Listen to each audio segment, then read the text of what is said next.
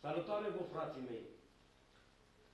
31 decembrie 2018, mă uitam pe la Facebook-ul ăsta, pe la WhatsApp-ul ăsta și îl văd din ce în ce mai înghesuit de urări de bine, de sănătate, de la mulți ani, de la mulți bani, de fără dușmani, de toate felurile, v-ați înțeles? Numai urări de astea, de tot felul, poze, videoclipuri, artificii, tot ce trebuie.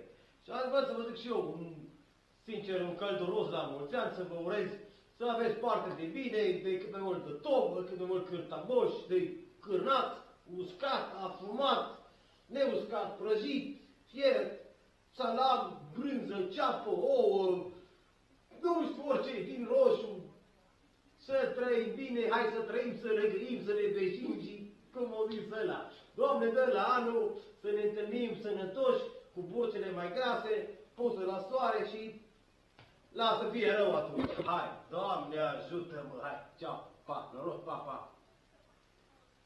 Ne vedem la anul, frații.